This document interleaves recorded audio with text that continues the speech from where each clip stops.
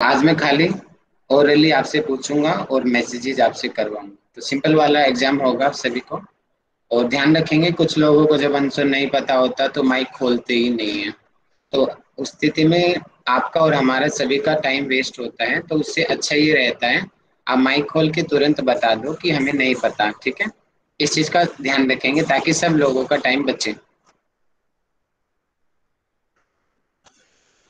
चलिए, पहले तो मुझे मैसेज करके ये बताइए, जितना मैंने आपको कल तक पढ़ाया है वहां तक नोट्स कितने लोगों के कंप्लीट हो चुके हैं।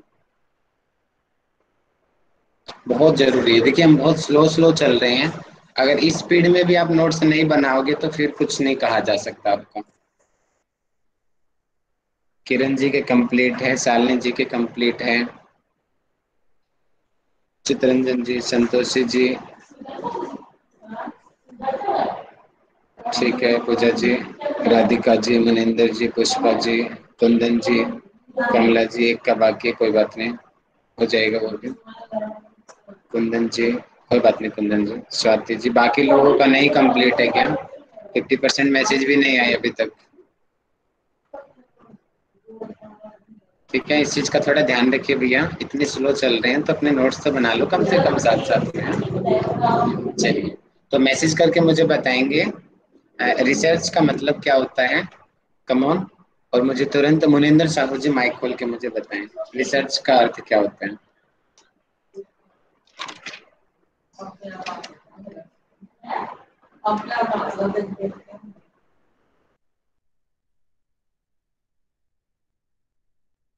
हेलो। जी मुनिंदर जी बताइए। हाँ सर, रिसर्च का अर्थ होता है मतलब जिसको हम बार बार पुनः अथवा बार बार खोजने की क्रिया होती है। ठीक है, थोड़ा और विस्तृत रूप से बताइए। जैसे हुआ क्या।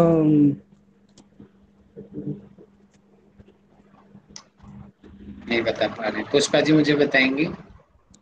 सर इसमें किसी चीज को बार बार खोजा जाता है, और जो पहले से रिसर्च हुई है उसके ऊपर भी, मतलब कि जैसे उसके ऊपर रिसर्च हो चुकी है उसके बार बार उसमें नए ज्ञान की वृद्धि है, और इसमें रिसर्च में वृद्धि की जाती है नए ज्ञान में, तो रिसर्च हम कहते हैं। वेरी गुड, बहुत बढ़िया। और मोहित जी ने बहुत अच्छा आंसर दिया मैसेज में, और मोना जी ने तो जबरदस्त आंसर दिया है। मोना जी माइक खोल के बताइए आप।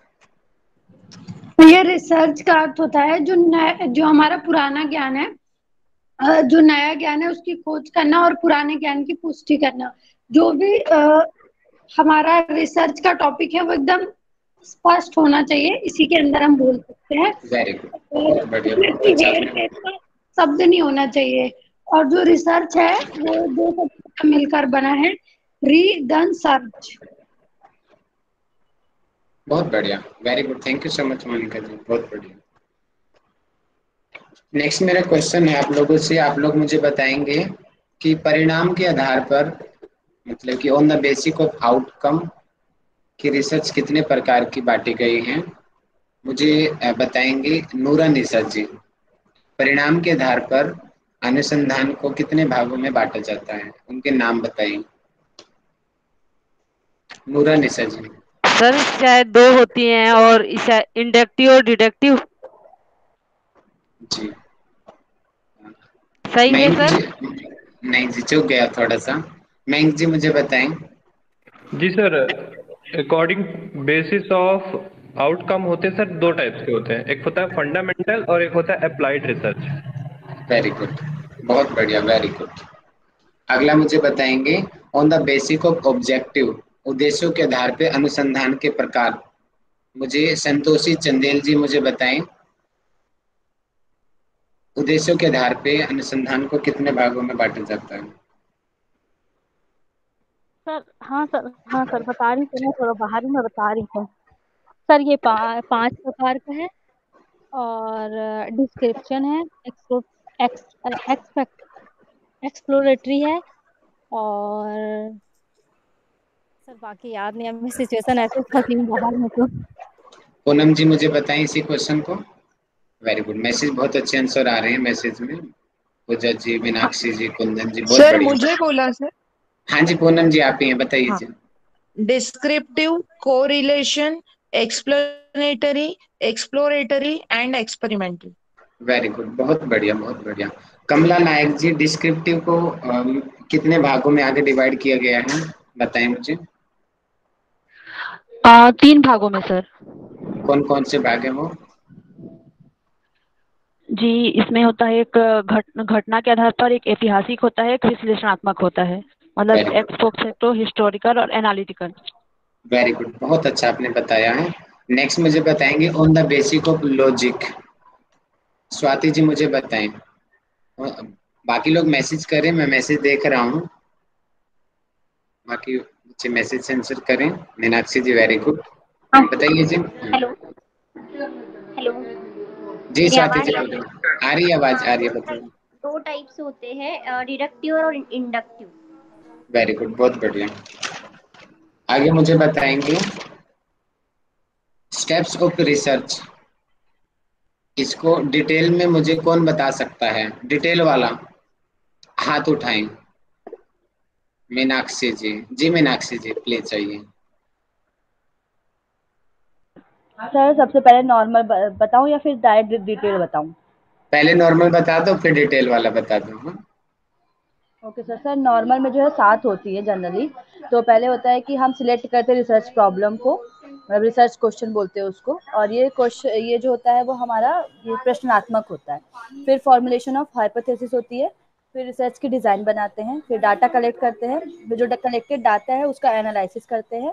एनालिसिस करने के बाद उसका रिजल्ट और कंक्लूजन बनाते हैं, फिर जनरलाइजेशन करते हैं। तो ये वेरी 7 गुड, स्टेप्स हो गए शॉर्ट में। अब बड़ा सबसे पहले आता है हमारा फर्स्ट, अगर हम ब्रीफ में देखें तो फॉर्मुलेशन ऑफ रिसर्च प्रॉब्लम। कि रिसर्च प्रॉब्लम जो है उसका फॉर्मुलेशन करना है। तो जब रिसर्च प्रॉब्लम हमारी बन जाएगी तो हम प्रीवियस लिटरेचर्स देखते हैं, रिव्यू उसके अंदर आएगा, रिव्यू ऑफ लिटरेचर।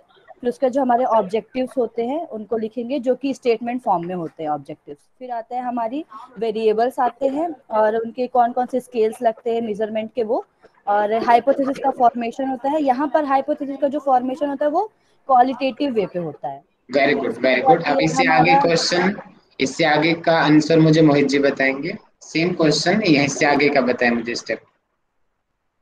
भैया मुझे 7 स्टेप से क्लियर याद है प्रॉपर तरीके से। अभी फॉर्मुलेशन ऑफ हाइपोथेसिस के बाद में मीनाक्षी जी ने छोड़ा, उसके बाद का आंसर कंप्लीट कीजिए। मैं वो 7 स्टेप दोबारा से बता दूं क्या एक बार? वही मुझे क्लियर है प्रॉपर। बताओ। सबसे पहले तो हम लोग प्रॉब्लम लेते हैं, फिर उसका जो लिटरेचर रिव्यू करते हैं, फिर उसके बाद हाइपोथेसिस बनाते हैं, उसके बाद हम जो मेथोडोलॉजी होती है अपने टूल्स वगैरह वो सब चीजें करते हैं, इसमें सैम्पलिंग, रिसर्च, डिजाइन वगैरह वो सब चीजें आती हैं। फिर हम लोग डाटा कलेक्शन करते हैं, फिर डाटा एनालिसिस करते हैं, उसके बाद रिजल्ट और वो डिस्कश वो करते हैं, रिजल्ट निकालते हैं, निष्कर्ष निकालते हैं एक तरह से। फिर हम उसका सामान्यीकरण करते हैं, यानी उसका जनरलाइजेशन करते हैं।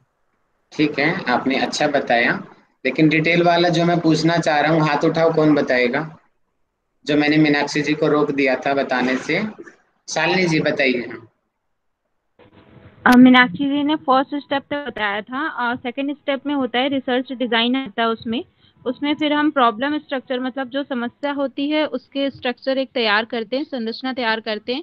फिर उसके बाद हम स्टडी डिजाइन, मतलब अध्ययन करते हैं कि हमें किस तरह की स्टडी, एक्सपेरिमेंटल चाहिए या नॉन एक्सपेरिमेंटल चाहिए। और फिर थर्ड स्टेप में आता है डेवलपिंग डेटा कलेक्शन, जिसमें हम अपने इंस्ट्रूमेंट्स वगैरह कैसे, हमें कहाँ से कलेक्ट करने हैं, टाइप्स ऑफ डेटा और मेथड ऑफ डेटा कलेक्शन। और रिसर्च टूल, जो हमें टूल्स चाहिए उसके लिए, जिस पे हम रिसर्च कर रहे हैं। अगर हम बीपी पे कर रहे हैं तो शुगर पे कर रहे हैं तो शुगर की मशीन, बीपी पे कर रहे हैं तो बीपी की मशीन, ये सब हमें उसमें टूल्स चाहिए होता है। चौथे स्टेप में सेलेक्टिंग सैंपल्स आता है, जिसमें हम टाइप्स ऑफ सैंपल्स, मतलब हमें प्रोबेबिलिटी सैम्पलिंग करनी है या नॉन प्रोबेबिलिटी सैम्पलिंग करनी है। और जी, फिर ओके इसके okay, thank you thank you. इससे आगे मुझे कौन बताएगा? मुझे किरण जी मुझे बताएंगे इससे आगे का स्टेप।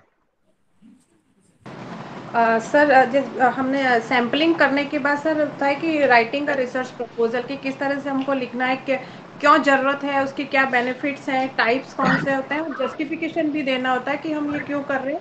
और उसके बाद आता है सर डाटा कलेक्शन के मेथड, कि कौन कौन से मेथड्स उसमें हम डाटा कलेक्शन करने के लिए यूज़ करते हैं। जैसे आपने बताया था ऑब्जर्वेशन, इंटरव्यू, क्वेश्चन आयर, शेड्यूल और होते हैं। फिर आता है कि processing and analysis of data, कि हमको डाटा को कैसे प्रोसेस और एनालाइज करना है, उसके लिए एडिटिंग कैसे करनी है, कोडिंग कैसे करनी है, क्लासिफिकेशन कैसे करना होगा, टेबुलेशन बनाना होगा, एनालिसिस करना होगा, फिर हाइपोथेसिस की टेस्टिंग होती है और उसके बाद जनरलाइजेशन होता है। देन आता है 8 स्टेप आता है writing a research report. Report writing कैसे लिखते हैं इसमें आपने थोड़ा सा कल हमें बताया था कि सबसे पहले टाइटल पेज होता है, फिर टेबल पेज होता है, देन फिर चैप्टर्स होते हैं, उसमें इंट्रोडक्शन और ये चीज़ होती है और उसमें सब जो भी मेन और चैप्टर्स में होता है, जो 5 चैप्टर्स में होता है, फिर बिब्लियोग्राफी एंड देन सर वो अपेंडिक्स लिखा जाता है। थैंक यू, बहुत अच्छा बताया आपने, वेरी गुड।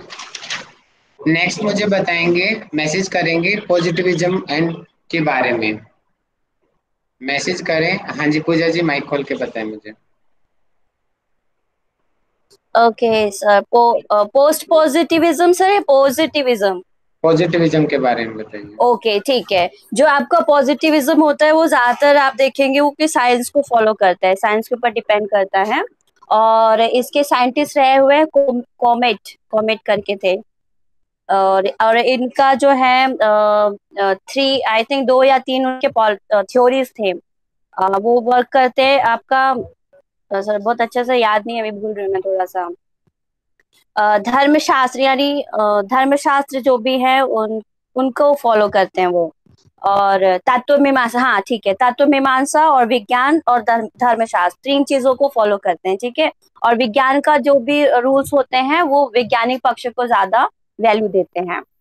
और इसमें क्या था, इसमें क्वांटिटी पे वर्क करते हैं। यस, जो पोस्ट पॉजिटिविज्म होता है वो क्वालिटी पे वर्क करता है, ये क्वांटिटी पे वर्क करते हैं। बस सर। ठीक है, थोड़ा काफी अच्छा प्रयास था। नीरज जी, जो कमियां रहेगी आप पूरा कर दीजिए इनकी। जी भैया, जैसे कि इन्होंने बताया भैया कि साइंस को मानता है जो पॉजिटिविज्म है, और जो उसके साइंटिस्ट थे वो ऑगस्ट कॉम्बर्ग थे। और क्वांटिटी पर डिपेंड करता है, ये क्वालिटी पे नहीं करता। क्वालिटी पे तो अपना नॉन पॉजिटिविज्म करता है। और ऑब्जेक्टिव, इसमें ऑब्जेक्टिव देखा जाता है। और ये रियलिटी को मानता है, जो रियलिटी चीज़ होती है, एक्सपेरिमेंट्स की चीज़ों को मानता है। और इसके अंदर जो था, हाँ बाकी आपने बताया था इसके अंदर जो क्या बताया था, और भाई इतना याद आ रहा है मुझे, ज़्यादा कुछ याद नहीं। सबसे मेन चीज छोड़ दिया, 5 सेंसेस को, ठीक है। 5 सेंसेस जी। ठीक है, वेरी गुड। बाकी अच्छा बताया सभी दोनों ने, बहुत बढ़िया। ठीक है, अब पोस्ट पॉजिटिविज्म के बारे में कौन हमें बताएगा? शालिनी नाम से, जो सिंपल शालिनी नाम से आईडी है वो हमें बताएं पोस्ट पॉजिटिव। बाकी लोग मैसेज करें। देखिए 2-3 लोग ही मैसेज कर रहे हैं, बाकी लोग क्या कर रहे हो भैया? सभी मैसेज करो। सर उस टाइम क्लास अटेंड नहीं करी थी इसलिए सॉरी, मैं नहीं पता। मयंक जी हमें बताएंगे जी सर। जी पोस्ट पॉजिटिविज्म के बारे में बताइए हमें। सर जो पॉजिटिविज्म होता है सर वो रियलिटी को मानता है, और जो पोस्ट पॉजिटिविज्म होता है वो क्रिटिकल रियलिटी को मानता है। मतलब जो तुम कह रहे हो वहीं तक सत्य नहीं है, इसके आगे भी कुछ और हो सकता है, ये पोस्ट पॉजिटिविज्म बोलता है। और मतलब इसका कहना होता है कि कहीं ना कहीं साइंस भी अपने आप में सत्य नहीं होता, मतलब उसमें भी इम्प्रूवमेंट हो सकता है, मतलब ऐसा बोलता है सर। वेरी गुड, बहुत बढ़िया। 1-2 पॉइंट और बताइए। काफी अच्छा बता रहा है। राधिका जी मुझे बताइए, सेम जो चीज छूट गई है मयंक जी से, आप बताइए। भैया पोस्ट पॉजिटिव दिल की बात मानता है, क्वालिटी को मानता है, इसमें परिवर्तन किया जा सकता है। ये बताता है कि साइंस ही सब कुछ नहीं होता है, साइंस से आगे भी कुछ सोच सकते हैं। इसको 19वीं शताब्दी में वेवर नाम के वैज्ञानिक ने दिया था। वैज्ञानिक था कि कौन था, रिसर्चर ने दिया था। और भावनाओं को महत्व देता है भैया ये। ठीक है, और ये इंट्यूशन यानी कि सब्जेक्टिव को मान्यता देता है, अपने बिलीव्स को मानता है। Very good, very good. अब मैसेज मुझे करेंगे कि फंडामेंटल रिसर्च क्या होती है, मैसेज करें मुझे। और मुझे डॉक्टर विश्वनाथ काले जी मुझे बताएं फंडामेंटल रिसर्च के बारे में।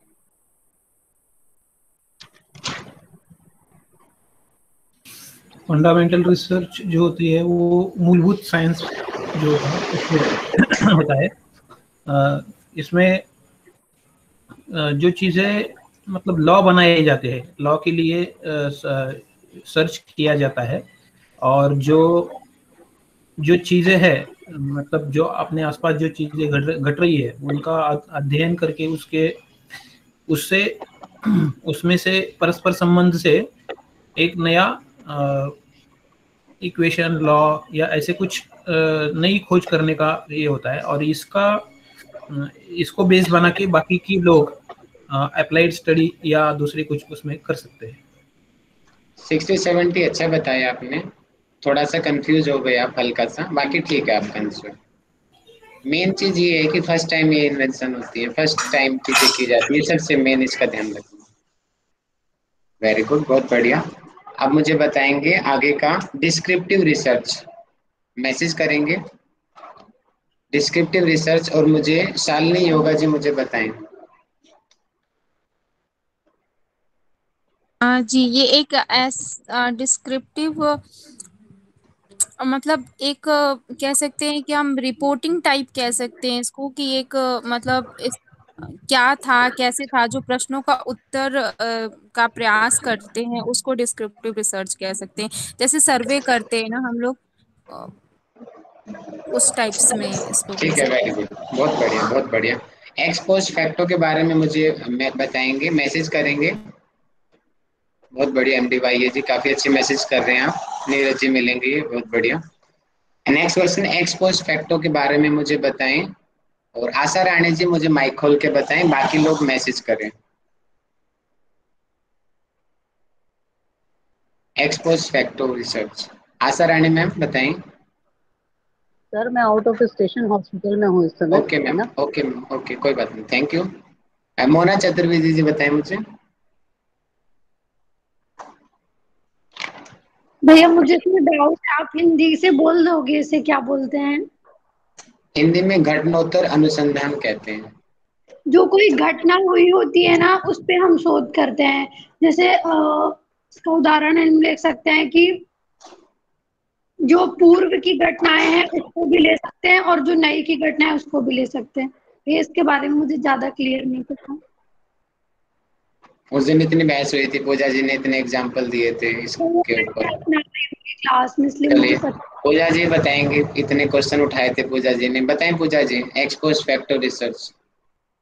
सर एक्सपोस्ट फैक्टर रिसर्च होता है मतलब जो पहले ऑलरेडी घटना हो चुकी है उसके बारे में हम जब कोई खोज करते हैं तो वो चीज होता है। एग्जाम्पल के तौर पे आपने स्कूल का दिया था एग्जाम्पल कि बच्चों को मिड डे मील मिल रहा है, तो उसके ऊपर वो उसके बच्चों का हेल्थ देखने के लिए जाएंगे वहां पे, वहां से अपना सारा मटेरियल कलेक्ट करेंगे कि मिड डे मील से बच्चों के हेल्थ के ऊपर क्या इफेक्ट पड़ रहा है, ये सारा चीज चेक करने के लिए। तो ये आपका आएगा एक्सपोस्ट फैक्टर के अंतर्गत।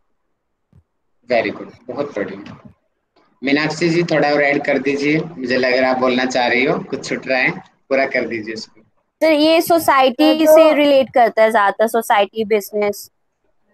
हेलो बताइए सर, जो एक्सपोस्ट फैक्टर जनरली इसके नाम से समझ में आता है घटनोत्तर, मतलब घटना के बाद, ठीक है। और इसमें क्या होता है, जो इंसिडेंट हो चुके हुए होते हैं उन्हीं से रिलेटेड चीजों पर इनमें ज्ञान प्राप्त होता है। इसमें ये होता है कि ये नॉन मैनिपुलेटेड होती है, इसको हम मैनिपुलेट नहीं कर सकते हैं, इसलिए क्योंकि इसमें जो चीज हो चुकी है, जैसे घटना घट चुकी है, केदारनाथ वाला एक बताया हो सकता है कि जो हो चुका है इंसिडेंट उसको हमको लिखना है। इसमें क्या होता है, हम जो फ्यूचर अभी प्रेजेंट से पास्ट की ओर जाने की कोशिश करते हैं, प्रेजेंट में तो है, पास्ट में क्या क्या हुआ उन सब चीजों को लिखने की कोशिश करते हैं। और ये मेनली जो है वो इंडिपेंडेंट वेरिएबल से रिलेटेड होता है, डिपेंडेंट से नहीं होता, इंडिपेंडेंट से रिलेटेड होता है। और इसमें इसका इफेक्ट बस देखा जाता है, कॉज नहीं देखते, हम केवल इफेक्ट देखते हैं। ये वाला मेन है, सबसे इफेक्ट को देख करके खोज का अनुमान लगाने की कोशिश लगाया जाता है जी। इफेक्ट को देखकर। ये लाइन में सुनना चाह रहा था, मुझे पता है आप ही बता सकते थे इस लाइन को, ये लाइन सबसे मेन है। इफेक्ट यानी कि डिपेंडेंट वेरिएबल को देख करके कारण यानी कि इंडिपेंडेंट की कल्पना की जाती है। हमने वहां पे एग्जांपल दिया था कि बच्चों का शारीरिक कमजोरी आ रही है, कुपोषण का शिकार हो रहे हैं, और क्या हो गया वो हमारा डिपेंडेंट वेरिएबल हो गया। उसको देख करके कि क्या इनको दूध मिला, क्या इनको न्यूट्रिशन मिला, उसका अनुमान लगाया जाता है। ये है x post factor. Correlational research के बारे में मुझे बताएंगे। मैसेज करें, मैं मैसेज देख रहा हूं मैं। यशु साहू जी मुझे बताएं कोरिलेशनल रिसर्च के बारे में।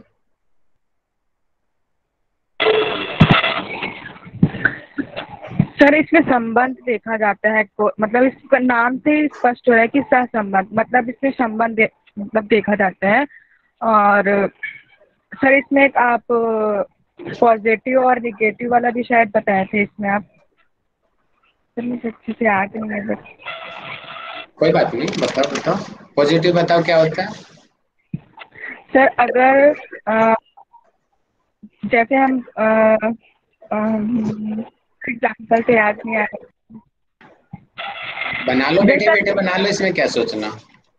मैं भी तो सामने सर एग्जाम्पल बैठे बैठे बनाता हूँ, मैं कोई सोच के थोड़ी आता हूँ।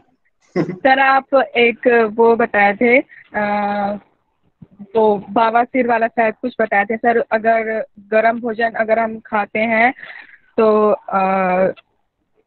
जो पाइल्स है वो बढ़ता है, तो वो दोनों मतलब बढ़ रहा है तो वो पॉजिटिव होगा। अगर एक माइनस होगा और एक प्लस होगा तो वो नेगेटिव होगा सर।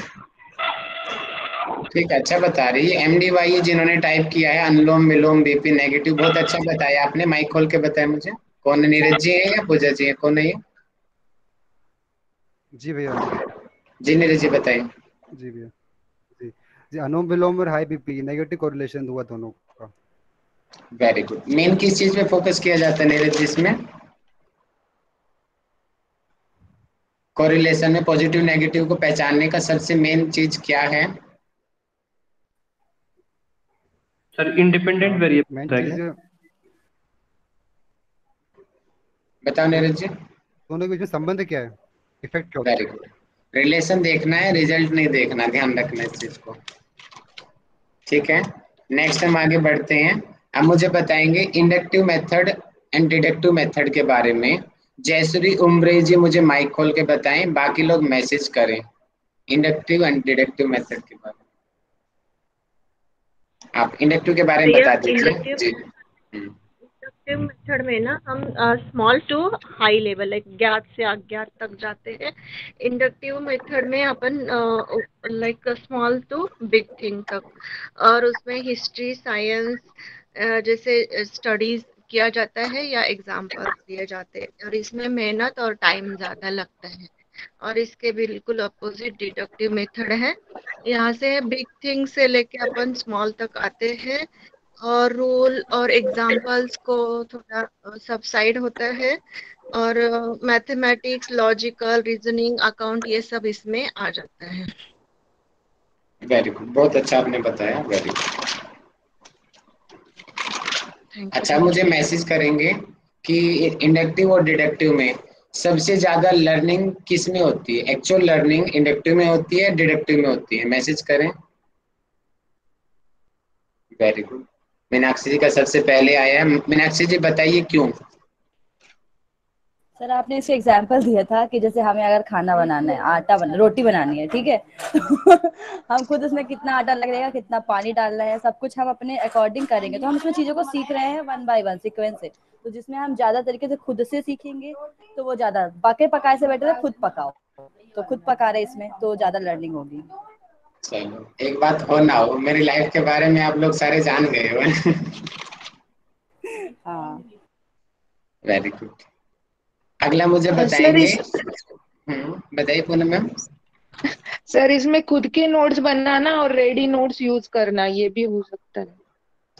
ओ नॉन, चूक गए पूनम मैम। रेडी नोट्स करना, यूज करना मतलब क्या कहना चाह रहे हो? इंडक्टिव में डिडक्टिव में? डिडक्टिव हाँ, डिडक्टिव में, ये ठीक, अब और फिर खुद ठीक के है। नोट्स इंडक्टिव में। वेरी गुड, अब बिल्कुल सही बोला आपने, वेरी गुड। ठीक है, अब आगे मुझे बताएंगे क्वालिटेटिव का कोई एग्जाम्पल मुझे बताएंगे। क्वालिटेटिव का एग्जाम्पल मुझे धर्मिष्ठा मैम बताएंगे मुझे।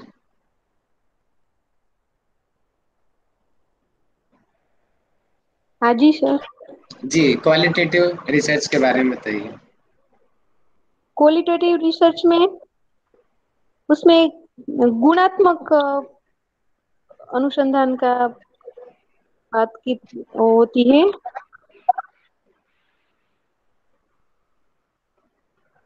उसमें अनस्ट्रक्चर्ड रिजल्ट होता है, रिसर्च होता है। एग्जाम्पल दे दीजिए कोई भी, पता चल जाएगा मुझे।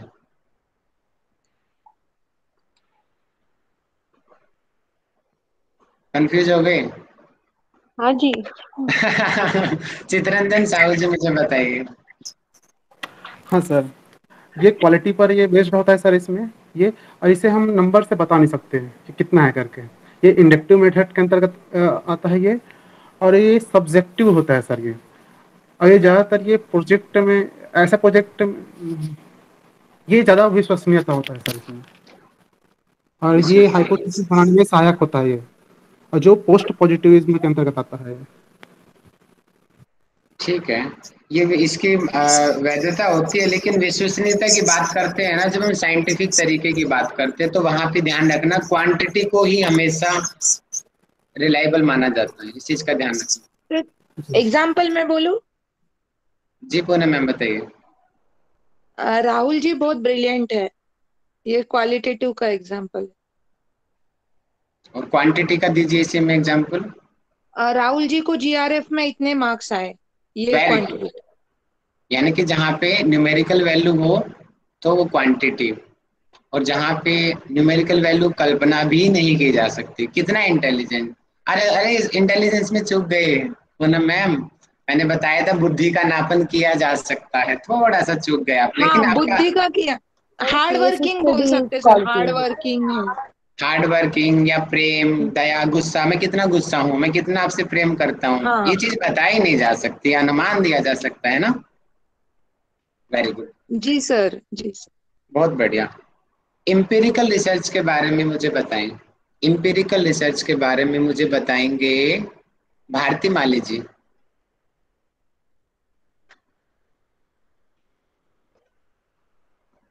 नहीं आ रहा है समझ। ओके, जयकृष्ण पांड्या जी मुझे बताएं इम्पेरिकल रिसर्च। मैंने शॉर्टकट ट्रिक बताई थी याद करने की इनकी, हाँ बताइए। ये सर, ये एक्सपीरियंस के मुताबिक होता है, ये अनुभव सिद्धांत को लेते हैं, और इसे परिकल्पना के मुताबिक होता है सर। अनुभव से आंसर आ जाएगा, इतना ही शब्द काफी है, ये छोटे छोटे चीज ध्यान रखो। अनुभव यानी इम्पेरिकल, आंसर करेक्ट आपका। एक्शन रिसर्च के बारे में मुझे कौन बताएगा? एक्शन रिसर्च के अजीत देव जी मुझे बताएं। Action research, Ajit Dev ji. जी नमस्कार सर। बाकी मैसेज कर रहे हो, मैसेज क्यों नहीं कर रहे हो? ये इसमें जो है, जैसे फंडामेंटल रिसर्च के बाद जो है अप्लाइड होता है, अप्लाइड के बाद जो है एक्शन रिसर्च होता है, जिसमें वर्तमान से संबंधित और उद्योग घराने की पसंदीदा शोध है, और ये सुधारात्मक होता है, इसमें चक्रीय शोध होता है, इसको बोला जाता है प्लान, एक्ट, ऑब्जर्व और रिफ्लेक्ट होता है इसमें, और इसमें परिकल्पना की आवश्यकता होता है, और शोधकर्ता स्वयं समानीकरण करता है इसमें। बाजार में उपलब्ध नित्य नए प्रकार की जो टू व्हीलर या फैन, बल्ब, मोबाइल, ईटीसी सारा जो है एक्शन रिसर्च का ही परिणाम है। आप देख के पढ़ रहे हो क्या? नहीं, ये सब उसमें है सर। ठीक है। कमला जी ने बड़ा देखो शॉर्टकट मारा है, इनसे पता चलता है कि इन्होंने समझ के लिखा है। कमला जी मुझे बताइए। जी सर।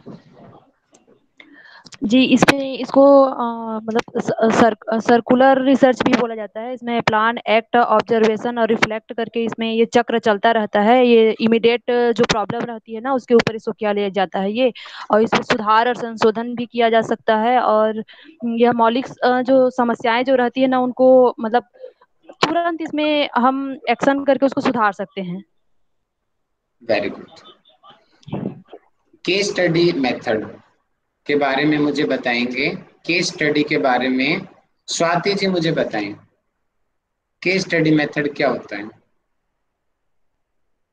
केस स्टडी में कोई भी एक पर्सन से लेकर या फिर कोई भी चीज को लेकर उसकी पूरी हिस्ट्री, उसका जो भी चीजें हैं वो सारी रिसर्च की जाती है। अगर कोई उसकी प्रोसेस है, वो प्रोसेस या फिर उसकी लाइफस्टाइल। एग्जाम्पल? स्वामी विवेकानंद के योग विषयक विचार। ये अगर ये कहा जाए तो ये स्वामी विवेकानंद जी की केस स्टडी हो गई योग विषय के बारे में। बहुत बढ़िया कि इंडिविजुअली हमें उन्हीं के कैरेक्टर्स कैसे को उठाएंगे, उन्होंने क्या क्या किया, पर्टिकुलर एक व्यक्ति के बारे में छानबीन करना, that is case study method. अक्सर क्राइम के अंदर भी ऐसा किया जाता है ना, सीआईडी करती है ऐसा, सीबीआई करती है, जो जांच करती है उसको केस स्टडी ही बोलते हैं। अब मुझे बताएंगे क्रॉस सेक्शनल रिसर्च के बारे में। क्रॉस सेक्शनल रिसर्च क्या होती है, समिता जी मुझे बताएं। इसमें पर्टिकुलर किसी एक पर रिसर्च करना होता है। एग्जाम्पल थोड़ा खोल के बताओ अच्छे से। मतलब इसमें हम सब साथ मिलकर पढ़ाई कर सकते हैं, ग्रुप बना सकते हैं, ऐसे थोड़ा और बेहतर बनाया जा सकता है। कुंदन जी थोड़ा इम्प्रूव करके इनके आंसर को करेक्ट करें। जी सर, हरिओम। क्रॉस सेक्शनल्स में जैसे कोई ग्रुप्स है उसको ऑब्जर्व करना होता है, उसकी स्टडी करनी होती है। जैसे कोई ग्रुप्स है, आप ग्रुप में हम क्लास ले रहे हैं, हर की अलग अलग प्रॉब्लम्स हो सकती है, सबकी अलग अलग इश्यूज हो सकते हैं, तो उस पर स्टडी करके सब निष्कर्ष निकालते हैं कि उस पर क्या उसका इफेक्ट पड़ा है। ग्रुप स्टडी इस तरह से कर सकते हैं। जैसे नॉर्मल योगा क्लास में भी कई सारे हैं, और उसमें कोई बच्चों पे हमें करना है, कोई ओल्ड एज है, कोई इल्डर है, सब पे अलग अलग तरह के स्टडी करके फिर कोई निष्कर्ष निकाल के और ग्रुप बना के इसमें कर सकते हैं। बिखर कुंदन जी बिखर गए आप थोड़ा सा। सर मैं बोलूं? नहीं रुको कुंदन जी, मैंने आपको और अपना एक एग्जाम्पल भी दिया था, याद आ रहा है स्कूल का, कुछ बताओ। आपको टारगेट बना के मैंने दिया था वो एग्जाम्पल, मिल गए? किसको याद आ रहा है वो एग्जाम्पल, हाथ उठाओ। टॉफी वाला था वो? नहीं, नहीं, टॉफी वाला तो दूसरा नहीं था। सर, दूसरा एग्जाम आपने वो बोला था कि अगर हमें देखना है कि कौन से बच्चे सही है, मतलब सरकारी गवर्नमेंट वाले, तो हम सबके ऊपर एक साथ करते हैं, किसी एक पे नहीं करते, बोला आपने बताया था। मतलब कि हम इसको वाइड एरिया पे देखते हैं, परसेंटेज वाला आप बताया था। जी सर, इसमें एक चीज आपने बताया था कि जैसे 3 वर्ग लेंगे हम, एक गरीब वर्ग के बच्चे लेंगे, मिडिल क्लास के बच्चे लेंगे और अमीर वर्ग के बच्चे लेंगे। फिर इन तीनों में हम करके देखते हैं, फिर उसके बाद इसका जो ऑब्जर्व करके रिजल्ट निकालते हैं। Very good. एक साथ सेम ही कई जगह पे करना, उसको बोलते हैं क्रॉस सेक्शनल रिसर्च। कई ग्रुप्स पे करना, सेम ग्रुप्स पे अलग अलग जगह पे करना, ठीक है। लॉन्गिट्यूडनल रिसर्च के बारे में मुझे बताएंगे। लॉन्गिट्यूडनल रिसर्च के बारे में बता दो भैया। जी राधिका जी बता दो, जी राधिका जी बता दो। भैया इसमें लंबे समय तक, बहुत लंबे समय तक रिसर्च करते किसी एक पर भी, जैसे कि 20 साल पुरानी कोई रिसर्च ले ली या 5-7 साल पुरानी रिसर्च ले ली, तो इसके रिजल्ट कम अच्छे आते हैं। इसमें टाइम भी ज्यादा लगता है और पैसा भी ज्यादा लगता है, क्योंकि ये बहुत लंबी रिसर्च होती है भैया। जैसे किसी बच्चे से लेके बुजुर्ग तक आपने कोई भी डिजीज देखी, किसी बच्चे में कोई डिजीज थी, तो उसको ऑब्जर्वेशन करना है तो वो 5 साल, 10 साल, 15 साल, 20 साल तक उसको देखना पड़ेगा। तो लॉन्गिट्यूडल बहुत लंबी रिसर्च होती है। Very good. यहाँ पे राकेश जी ने उस दिन अपना एक एग्जाम्पल दिया था, वो एग्जाम्पल याद आ रहा है? मैसेज तो आ चुका है ग्रुप में, मैंने देख लिया। आपको याद आ रहा है राधिका जी? अब भैया मैंने ही दिया था कि किसी एक लड़की को अच्छी बहू बनने के लिए 20 साल लग जाते हैं, जब जाके उसकी क्वालिटी पहचानना। वाह राधिका जी, आपको तो अपना एग्जाम्पल इतना अच्छे से याद है। वेरी गुड, बहुत बढ़िया। सर इसमें एक बात बोलूं? जी बताइए। सतु दीर्घ काल नैरंतर्य सत्कार सेवितो दृढ़ भूमि। वेरी गुड, बहुत बढ़िया जी, बहुत बढ़िया। अभ्यास धीरे धीरे, जैसे अभी इन्होंने बताया ना, अच्छी बहू बनने के लिए टाइम लगता है, धीरे धीरे। एक दिन में अच्छी बहू नहीं बन सकते हैं, अच्छी बेटी एक दिन में नहीं बन सकते हैं, अच्छा दोस्त एक दिन में नहीं बन सकते हैं, सिचुएशंस को क्रॉस करना पड़ता है। सर एक गुड टीचर भी एक दिन में नहीं बन सकते, उसमें भी टाइम लगता है। वेरी गुड, और सीखना है अभी बहुत कुछ है, बहुत बढ़िया जी। अब आगे मुझे बताएंगे रिसर्च प्रॉब्लम के बारे में शॉर्ट में। अब शॉर्ट में आंसर देना सब लोगों को, ठीक है। किरण पुरोहित जी मुझे बताएं रिसर्च प्रॉब्लम के बारे में। सर रिसर्च प्रॉब्लम एक सर ना क्वेश्चन के फॉर्म में होता है। तो कोई भी रिसर्च करने के लिए हम सबसे पहले देखते हैं कि हमें किस तरह की रिसर्च करनी है, कहाँ से हम डाटा वगैरह लेंगे, और अभी वो मतलब उस रिसर्च का आगे क्या यूज़ है अभी, ये सब सर उसमें आते हैं और वो एक क्वेश्चन फॉर्म में होती है। वेरी गुड, बहुत बढ़िया। अब आप मुझे बताएंगे कि रिव्यू ऑफ लिटरेचर के बारे में मुझे बताएंगे, और मुझे रिव्यू भारती माली जी मुझे बताएंगे रिव्यू ऑफ लिटरेचर के बारे में, इनकी साहित्य समीक्षा क्या होती है।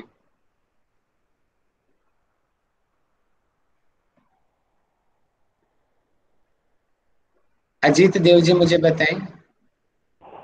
सर इसमें जिस टॉपिक को हम ये सिलेक्शन करते हैं इस रिसर्च के लिए, तो उसी से रिलेटेड बुक को साहित्य को सर्वेक्षण करते हैं, पढ़ते हैं, और उसी को रिव्यू ऑफ लिटरेचर कहा जाता है। बहुत बढ़िया, वेरी गुड। मैसेज नहीं आया किसी का भी? हाँ, MDY का आया, वेरी गुड। मैं मैसेज देख रहा हूँ, मैं बोल नहीं रहा, उसका मतलब ये नहीं कि मैं देख नहीं रहा हूँ, मैं हर एक के मैसेज को नोटिस कर रहा हूँ। मेरे नजरों में आ रहे हैं कि कौन लोग मैसेज करते हैं और कौन लोग नहीं करते। आप लोग क्या करो मैसेज, ठीक है। नेक्स्ट है फॉर्मुलेशन ऑफ ऑब्जेक्टिव। अच्छा सॉरी, उल्टा बता दिया मैंने।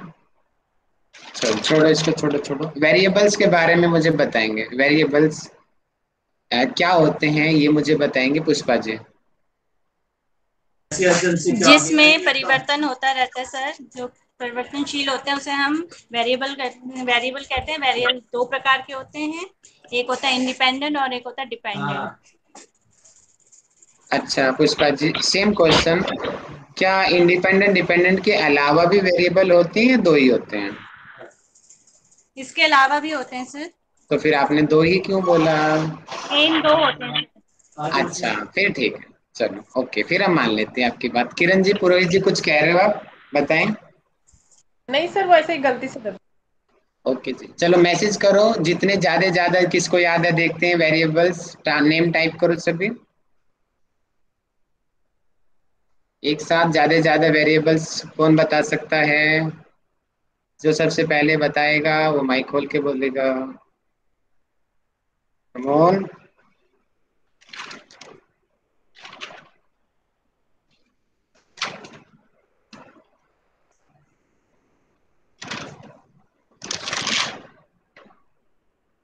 किसी का भी नहीं आया अभी तक? मीनाक्षी जी ने भी तीन ही बोला है, तीन तो नहीं होते भी। शालिनी जी ने दिया है, कमला जी ने, वाह कमला जी ने तो कमाल कर दिया।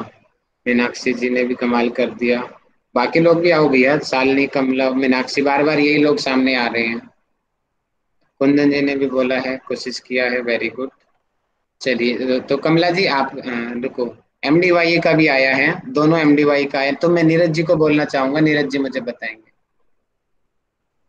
जी भैया, जो वेरिएबल्स होते हैं उसमें है एक अपना इंडिपेंडेंट वेरिएबल होता है, डिपेंडेंट वेरिएबल्स भी होते हैं, एक्सटर्नल होते हैं, और कंटिन्यूस होता है, और क्वालिटी। और मुझे इतने याद थे, मैंने इतने ही बोले हैं, बाकी आप किसी और से पूछ सकते हैं। ठीक है, दूसरी MDY है जी, बताएं बाकी। जी सर, इतने सारे।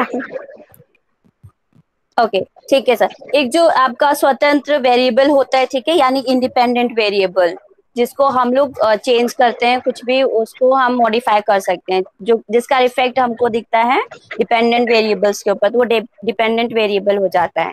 और नेक्स्ट है आपका continuous variable, discrete variables and compounding variable, और नेक्स्ट है आपका मॉडरेट। एक और है, भूल रही हूँ, मैंने लिख दिया बट मेरे को स्पेलिंग उसका मेरे को लग रहा गलत है। कोई बात नहीं, दो तीन और हैं, लेकिन ठीक है, इतने आपने बता दिए, अच्छी बात है, वेरी गुड।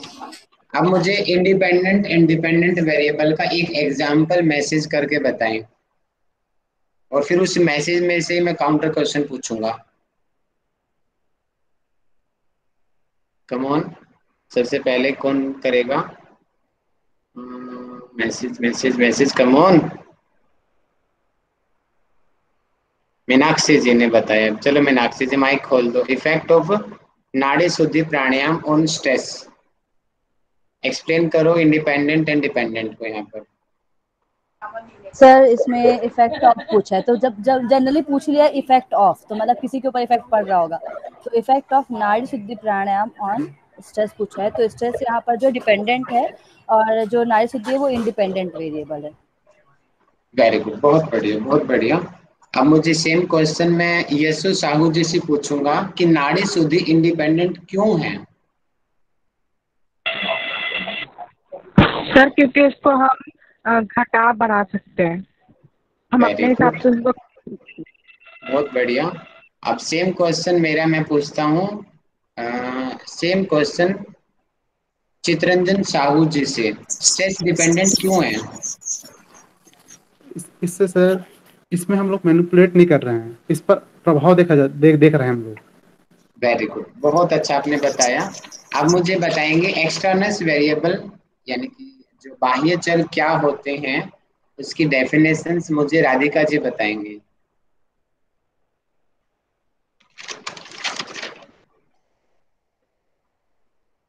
भैया बाई में हम कुछ वो परिवर्तन नहीं करते। जैसे हमने 2 पौधे लिए, एक पौधे में अच्छा पानी डाला और अच्छी खाद वगैरह डाली, उसको देखा, एक पौधे में हमने कुछ भी नहीं डाला, फिर दोनों पौधों को ऑब्जर्वेशन करा, तो जिस पौधे में हमने अच्छा पानी, ऑर्गेनिक पानी और खाद डाला था वो बढ़ गया, और जिसमें हमने जिसकी कैरनी करी वो पौधा कम बढ़ा।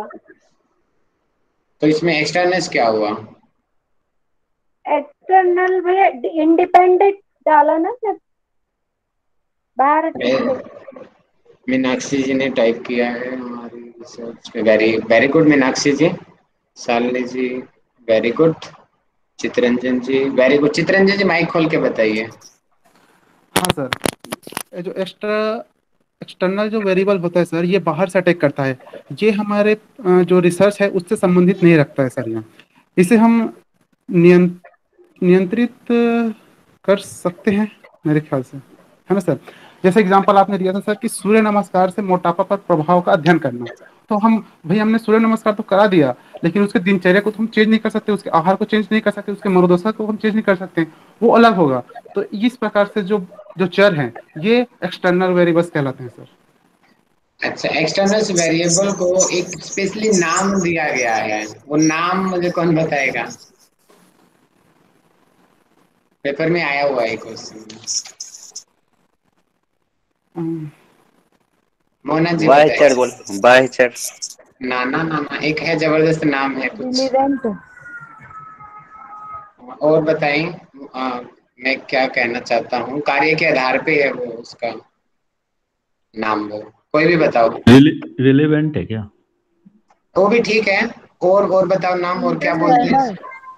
Intervening. No no no no no no. अस्त है क्या? कमला जी दोबारा बोलिए। अस्त व्यस्त। वेरी गुड, इसको अस्त व्यस्त कर देने वाला। चल कमला जी एक्सप्लेन कीजिए इसको क्यों। जी सर, ये अस्त व्यस्त इसलिए है क्योंकि ये इसका ना इस पे कोई संबंध तो ऐसे विशेष तौर पर नहीं रहता, या बाहरी तौर पर यह अटैक करता है और इसका रिसर्च पे कोई मतलब नहीं होता है, लेकिन ये फिर भी ये खतरा रहता है ये, और ये हमारे जो रिसर्च का जो रहता है को ये प्रभावित करता है, और उसको हमारी जो रिसर्च का जो स्टेप चल रहा है उसको ये अस्त व्यस्त करता है। उसमें यानी कि इसकी वजह से काफी चेंजेस आ जाते हैं हमारे रिजल्ट के अंदर। जैसे अभी उन्होंने एग्जांपल दिया था सूर्य नमस्कार मोटापा में, अगर उसकी डाइट रूटीन नहीं किया तो रिजल्ट उसका बिगड़ सकता है। जी जी, इसमें एक उदाहरण ये भी हो सकता है सर कि जैसे बिजली का तार कट जाता है ना, तो वो बिजली का तार तो है हमारे पास, लेकिन वो कट जा रहा है तो जैसे ज्यादा गर्मी हो गया है तो तार कट गया है, तो ये एक्सटर्नियस मतलब बाहरी चर इसको प्रभावित कर रहा है। हाँ कह सकते हैं, वो भी ठीक है। लेकिन हाइपोथेसिस हाँ हो जाती हूँ मैं तो, इसका इसमें हो जाता। वेरिएबल थोड़ा कठिन है भैया, कैसे याद रखेंगे? पढ़ेंगे ना, करत करत अभ्यास सर के। कंफ्यूजन है मुझे। जी जैसे बताइए। जैसे एक्सटर्नल और कंफाउंडिंग वेरिएबल्स है, तो जो हमारा टेम्परेचर है जैसे सनलाइट है, या फिर जिसे हम चेंज नहीं कर सकते, जैसे आपने बोला कि एक्सटर्नल को तो हम कैसे भी कंट्रोल कर सकते हैं, तो सनलाइट हो गया, ये सब किसके अंदर आएगा, कंफाउंडिंग में या फिर इसमें आएगा? सनलाइट पे वो डिपेंड हाँ। करता है कि हमारा रिजल्ट रिसर्च क्या है। जैसे कि हमारी रिसर्च हम योगा पे कर रहे हैं, आसन के ऊपर, है ना, तो हम उसको जैसे कंट्रोल कर हम सकते हैं। तो हाँ हम जैसे कि कंट्रोल हम कर सकते हैं कि हमें ओपन में करना है या हॉल में करना है, तो वहां पे सनलाइट हो गया एक्सटर्नल।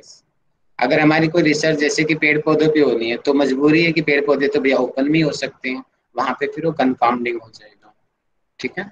ओके, मतलब हमें उस सिचुएशन को देख के हम उसको बनाएंगे हाँ, basically। क्योंकि कंपाउंडिंग को चेंज नहीं किया जा सकता और एक्सटर्नल्स को चेंज कंट्रोल किया जा सकता है। समझ रहे हो? ओके सर, एक्सरसाइज अब करते हुए हमारे हाथ में है कि हमें सनलाइट में बैठ के एक्सरसाइज करनी है या अंदर करनी है, तो वो हमने कंट्रोल कर लिया उसको, या फिर हमने तरपाल लगा लिया, टेंट लगा लिया, कंट्रोल कर लिया।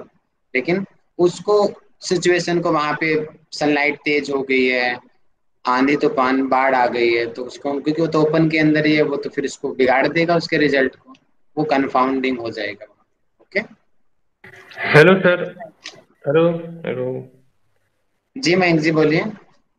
सर, यही एग्जांपल सर अगर हम लें तो जो हमारा इंटरवेनिंग वेरिएबल होता है जिसमें हस्तक्षेप चर जिसको बोलते हैं, तो अगर हम सनलाइट में मतलब सूर्य नमस्कार कर रहे हैं फैट बर्न के लिए, मतलब मोटापा कम करना है, तो सर वहां पास अगर हम धूप में कर रहे हैं तो हो सकता है कि फैट बर्न ज्यादा हो, और अगर हम कुछ छांव में कर रहे हैं तो फैट बर्न कम हो। तो उसको वहां पे हस्तक्षेप चर बोल सकते हैं क्या सर, सनलाइट को? हस्तक्षेप सर की डेफिनेशन पता है मयंक जी आपको? बताओ। सर इसमें क्या होता है, ये रिलेशनशिप देखता है, मतलब दो वेरिएबल के बीच में। एग्जाम्पल दीजिए। जैसे आपने बताया था कि अगर अच्छी सैलरी मिल रही है तो अच्छी लाइफ लाइफ होगी, तो जो इनके बीच में जो वेरिएबल होगा, जैसे अच्छी इसमें मेडिसिन मिल सकती है इसलिए आप उसकी अच्छी लाइफ होगी, अच्छे पैसे होंगे तो ये तो अनुमान ये तो लगाया। हाँ जी सर। अनुमान है इंटरवेनिंग। ठीक है, समझ रहे हो? अनुमान। अब मैंने जेआरएफ क्वालिफाई किया, ठीक है, ओके, तो आप इसमें इंटरवेनिंग का एग्जांपल दीजिए। क्या इंटरवेनिंग हो सकता है? आपका क्या अनुमान बोलता है? कोई भी मुझे बताओ। इसमें आपकी फैमिली का आ सकता है कि आपकी इसमें फैमिली वहां आपकी पे बहुत फैमिली सपोर्टेड थी। जी मोहित जी बताइए। मोहित जी बोलिए बोलिए, बहुत अच्छा बोल रहे हो। इसमें हो सकता है कि आपकी फैमिली बहुत सपोर्टेड है, आपका जो इस वहाँ पे कॉलेज का है, वहाँ पे आपके टीचर्स बहुत सपोर्टेड होंगे आपके, और आपको यहाँ पे किसी भी तरह की जैसे लाइट वगैरह इस तरह की किसी भी तरह की कोई प्रॉब्लम नहीं हुई होगी, तो वहाँ पे आपका एक तरह से इनकम वाली चीजें भी आ सकती है कि आपको यहाँ पे वेरी किसी चीज गुड। की कमी नहीं हुई। हाँ, एक अनुमान लगाए जाते हैं और वो अनुमान गलत भी हो सकते हैं। ऐसी कोई बात नहीं है कि सारे ही अनुमान सही हो।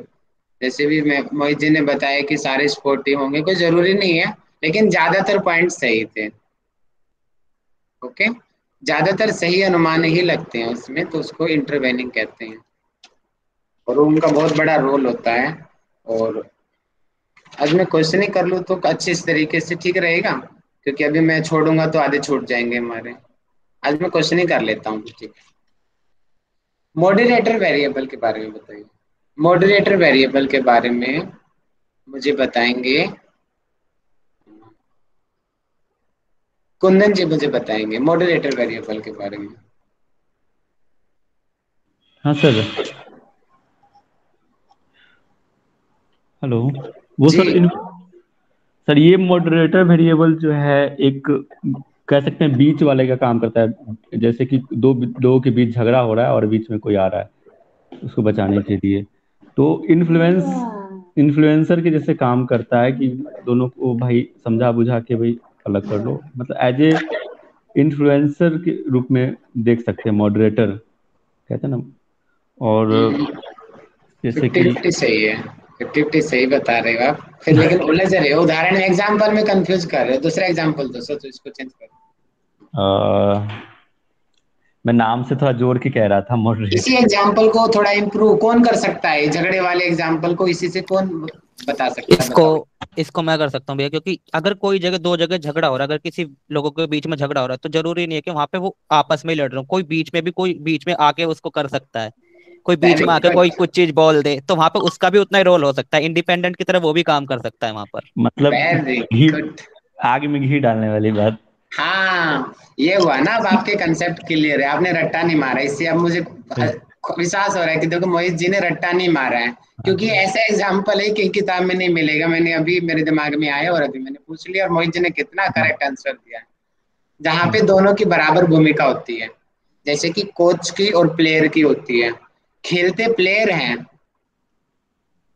वो मूवी है ना एक, उस वाली शाहरुख खान की, शाहरुख खान की चक मूवी दे है इंडिया। चक दे इंडिया। उसमें जीतती तो वो लड़कियां हैं, लेकिन उससे ज्यादा कहीं उसमें हाथ कोच का होता है, बैक साइड से जो कर रहे हैं, यानी कि उन लड़कियों का भी पूरा हाथ है और कोच का भी पूरा हाथ है। आमिर खान का भी पूरा हाथ है, और दंगल मूवी में बबीता नाम की लड़की का भी उतना ही हाथ है। तो मतलब कि दोनों का बराबर हाथ टीचर है, का भी टीचर का भी टीचर का बराबर एग्जांपल दे हाथ है, सकते हैं, आपका स्टूडेंट एग्जांपल का दे भी सकते बराबर हैं हाथ है। जी। ठीक है, वेरी गुड। तो ये मॉडरेटर वेरिएबल है। अब मुझे मेजरिंग स्केल्स के बारे में बताएं, कितने होते हैं, मैसेज करें सभी लोग। मेजरिंग स्केल्स सीक्वेंस में टाइप करना, असेंडिंग ऑर्डर में, असेंडिंग ऑर्डर में टाइप कीजिए। हाँ, मीनाक्षी जी हमेशा फर्स्ट रहती हैं, बताइए मीनाक्षी जी। सर ये मेरा फेवरेट टॉपिक है ना, इसलिए। जी बताइए। सर सबसे पहले आता है हमारा नॉमिनल, फिर ऑर्डिनल, फिर इंटरवल और रेशियो। जो नॉमिनल और ऑर्डिनल होते हैं वो कैटेगरिकल होते हैं, और जो इंटरवल और रेशियो होते हैं वो दोनों न्यूमेरिकल होते हैं, हम कह सकते हैं। मतलब अगर क्लासिफाई करें तो जो नॉमिनल होता है उसमें हम मेनली किसी भी चीज़ की क्वालिटी पे ज़्यादा फोकस करते हैं, और जैसे कि नेम हो गया, आई कलर, ये सब।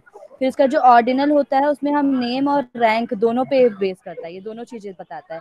जो इंटरवल है वो नेम भी बताएगा, ऑर्डर रैंकिंग भी बताएगा, और जो इक्वल स्पेस है दोनों के बीच में, मतलब जो साइज है या फिर जो डिफरेंस है वो बताएगा। और जो रेशियो है वो तीनों को इंक्लूड करते हुए लास्ट में ट्रू जीरो को भी इंक्लूड करता है, मतलब नेम भी होता है, रैंक भी होता है, और क्या कहते हैं स्पेसिंग भी होती है, और ट्रू जीरो भी होता है। वेरी गुड, परफेक्ट आंसर आपने दिया है, बहुत बढ़िया। नेक्स्ट क्वेश्चन मेरा है, हाइपोथेसिस के बारे में मुझे बताना है आप लोगों को। हाँ, मोना जी ने हाथ उठा दिया, बताओ Mona ji, hypothesis last time भी आपने बताया था, बताओ। या परिकल्पना एक क्या बोल सकते हैं, संभावित उत्तर होता है, और जो हमारी प्रॉब्लम होती है ना, मतलब जो समस्या होती है उसी से रिलेटेड होती है, जो हमारा वो होता है, मतलब परिकल्पना होती है। और जो दो चर है ना उसके बीच संबंध स्थापित कर सकते हैं, और ये बहुत सरल तरीके से हमें बनाना चाहिए। और इसमें हमें जो वर्ड होते हैं ऐसे नहीं लेने चाहिए जिसमें हम कंफ्यूज हो जाएं, मतलब स्पष्ट ठीक है, शब्द। अब मैंने यहाँ पे उस दिन पूनम जी ने अपना उदाहरण दिया था कि इन्होंने शादी से पहले क्या क्या हाइपोथेसिस किया था। आप थोड़ा बताओ, आप अपना भी जोड़ सकते हो, उनका भी बता सकते हो, थोड़ा एग्जाम्पल बताइए मुझे एक दो। दीदी ने ये बताया था कि मैंने शादी से पहले ये सोचा था कि वहां पे मुझे एमए करने के लिए एमए कराएंगे और मैं इस चीज में आगे बढ़ सकूंगी, लेकिन वहां जाके ये चीज नहीं हुई। ठीक है, मतलब उन्होंने एक अनुमानित कथन लगाया था, कुछ समय बाद ये चीज हमारे उनके साथ, दीदी के साथ हुई।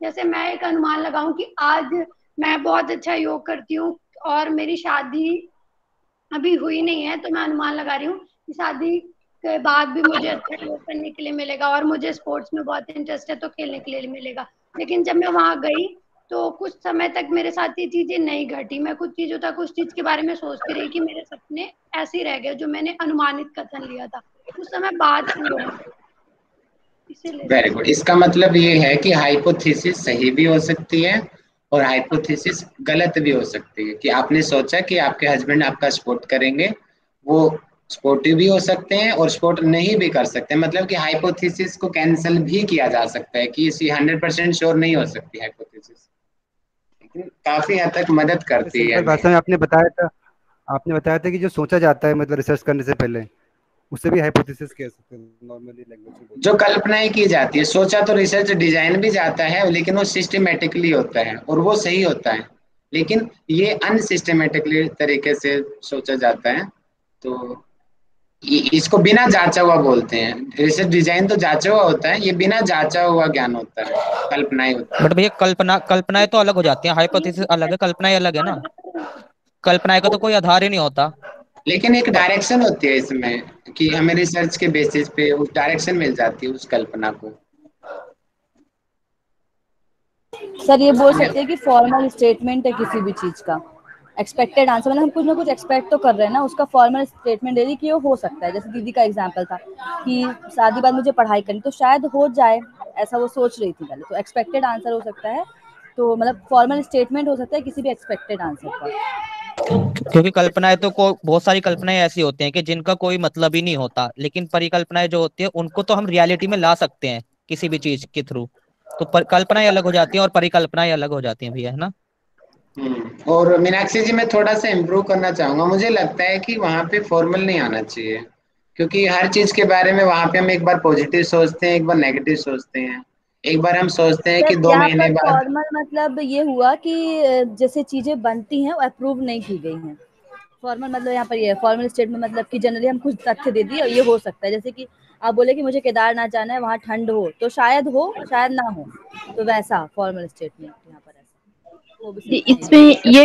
इसमें ये भी हो सकता है ना सर, जैसे कि इमेजिनेशन जो होता है उसका कोई आधार नहीं होता है, लेकिन जो हमारी हाइपोथेसिस या जो कल्पना होती है ना उसका आधार होता है, वो सिद्धांत पर बेस रहता है। मतलब कुछ भी हम चीज सोच के उसका करते हैं, लेकिन हमारी जो इमेजिनेशन होती है उसका कोई आधार ही नहीं होता है, कुछ भी हम सोचते रहते हैं बैठे बैठे।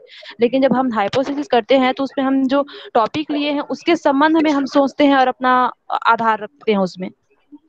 उसको, और वो टेस्टेबल भी होने चाहिए, साइंटिफिक। सर एक्सपेक्टेड आंसर जो है हमारा, उसके बारे में हम स्टेटमेंट करते हैं कि ये ऐसा होगा। बहुत बढ़िया, यस सर, बहुत वही बढ़िया। बोल रही थी मैं, वही पूरा वर्ड था मेरा, formal statement of expected answer. जी जी, वेरी गुड, थैंक यू जी। नेक्स्ट मुझे बताएंगे टाइप्स ऑफ हाइपोथेसिस। हाथ उठाइए कौन एक साथ ज्यादा बता सकता है मुझे। जी नीरज जी बता रहे हैं, बताओ नीरज जी। जी भैया, हाइपोथेसिस के टाइप जो होते हैं, पॉजिटिव होता है, नेगेटिव हाइपोथेसिस होता है, नल हाइपोथेसिस बताया था आपने, सिंपल हाइपोथेसिस बताया था, और कॉम्प्लेक्स हाइपोथेसिस बताया था आपने, और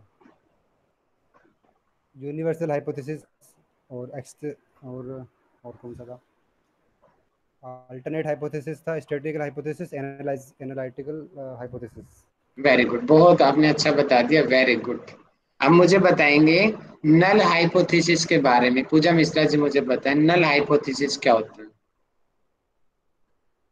सर नल हाइपोथेसिस आपका होता है यानी रद्द, मतलब जिसका जो भी रिजल्ट होता है हमने तो अपना हाइपोथेसिस बना के रख दिया, लेकिन उसका कोई भी रिजल्ट नहीं आता, यानी वो हमारा कैंसिल हो जाता है वो चीज।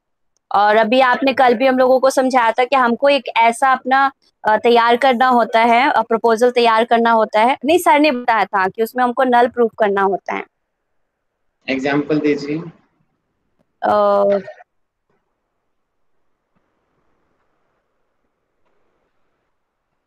अरे इतना हमारे महर्षि महेश योगी जी का इतने एग्जाम्पल मैंने ठोके थे वहां पे, बताओ।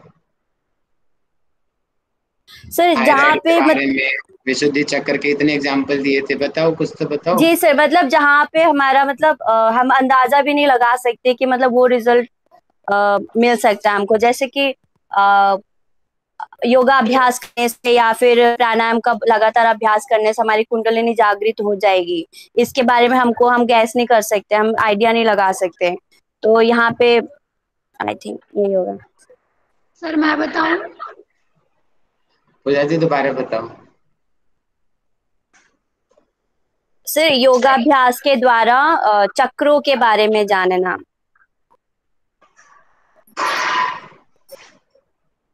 थोड़ा इस एग्जाम्पल को ठीक कर दूं? हाँ बताओ मोहित जी, इसको इम्प्रूव करो इन्हीं के एग्जाम्पल को। ये जो आपने महेश योगी का बताया, इसमें क्या है कि महेश योगी जो अपनी हाइपोथेसिस वो लेते हैं, हाइपोथेसिस वो उनकी पॉजिटिव होते हैं, लेकिन जो डॉक्टर्स जो रिसर्च करने के लिए आते हैं उनके लिए नल होती है वो। तो उनका उनका ये कहना होता है कि ये जो आप ध्यान का बता रहे हो इसका बॉडी के ऊपर कोई इफेक्ट नहीं होगा, ऐसे वो बैठे रहेंगे तो उसका क्या इफेक्ट होगा, कुछ भी इफेक्ट नहीं होगा, वहां पे हमें कुछ नहीं मिलेगा जो हम रिसर्च कर रहे हैं। जहाँ पे कुछ नहीं मिलता वो हमारी नल हो जाती है, और अगर वहां पे कुछ मिल जाता है तो वो हमारी जो नल हाइपोथेसिस है वो गलत साबित हो जाती है वहां पर। अगर वहां पे पॉजिटिव इफेक्ट आ गया उसका, या कुछ नेगेटिव इफेक्ट या कुछ भी आ गया वहां पे, पॉजिटिव या नेगेटिव कुछ भी आ जाता है, वो नल हाइपोथेसिस रद्द हो जाती है वहां पे। जहाँ पे अगर मैं एक लाइन, अल्टरनेट हाइपोथेसिस हो जाती है वो। हाँ वो ऑल्टरनेटिव हो जाती है। मीनिंग जो है वो रिलेशन नहीं मिला तो नल, मिल बिल्कुल गया तो ऑल्टरनेटिव। क्लियर? बिल्कुल भैया। ओके जी, थैंक यू। अच्छा, अब इसी एग्जांपल को मैं बताता हूँ। ध्यान करने से स्ट्रेस लेवल कम होता है। ये कौन सी हाइपोथेसिस है? पॉजिटिव हाइपोथेसिस या नेगेटिव हाइपोथेसिस? ध्यान करने से स्ट्रेस लेवल कम होता है। कुंदन जी मुझे बताएं माइक खोल के। जी सर, ये पॉजिटिव होगा ना? ठीक है, नीरज नीरज जी मुझे बताएं। जी भैया, बताइए। मैंने भी पॉजिटिव बोला है तो सर मीनाक्षी ये जी बताएं। नेगेटिव होगा ना सर ये? क्यों? क्योंकि सर ध्यान बढ़ रहा है तो स्ट्रेस कम हो रहा है, तो ये वेरी गुड। नेगेटिव है ना सर? सही है, सही है। हाँ देखिए मतलब भी हमारे सारे एक्सपर्ट्स का आंसर शुरू में गलत आया है, इसलिए मैंने पूछा रुक के। तो भैया रिलेशन रिलेशन रिजल्ट देखो, रिलेशन हमें रिलेशन देखना है, ठीक है। रिजल्ट नहीं देखना। ये मैंने इसलिए पूछा क्योंकि मोहित जी ने आंसर करेक्ट दिया था और बात बात में इन्होंने पॉजिटिव शब्द यूज कर दिया था वहां पे, जबकि नेगेटिव भी हो सकता था, है ना मोहित जी? हाँ, वो यहाँ पे नेगेटिव हो सकता है क्योंकि वो धीरेन्द्र उनका मैं समझ महेश गया योगी था, जी मैं का। जल्दबाजी में हाँ, खाली पॉजिटिव बोल वो दिया, लेकिन नेगेटिव था। नेगेटिव भी हो सकता है वो, ठीक है। बिल्कुल भैया। ओके जी, अब मुझे बताएंगे सिंपल को और कॉम्प्लेक्स हाइपोथेसिस के डिफरेंस क्या है? विश्वनाथ काले जी मुझे बताएं।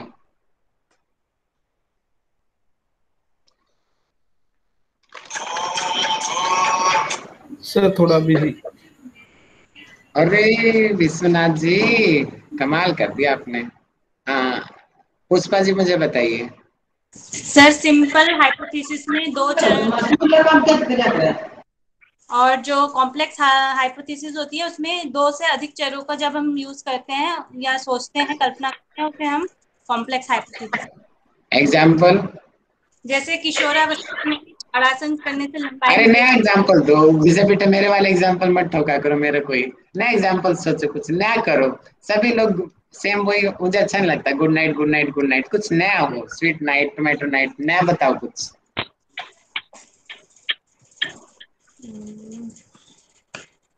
सोचो पुष्पा जी, नया एग्जाम्पल सोचो कुछ, जिससे आत्म में मेरी अंत है, बोले तो आनंद में कोर्स तक जाए सीधा, ऐसा एग्जाम्पल दो। स्कूल में बच्चों के योगा करने से उनके जो मानसिक लेवल है उसमें उनकी मानसिक लेवल ठीक हो गया है। तो इसमें तो 2 ही हुए, 3 कहाँ हुए? एक मैं मैं करूँ बताऊं इसको? सर? स्कूल सर एक मैं बताऊं एग्जाम्पल? और मानसिक। सर मैं बताऊं? और मीनाक्षी जी बताइए। सर इसमें ये है जैसे कि बुढ़ापे में मधुर रस देने से वात कम होता है।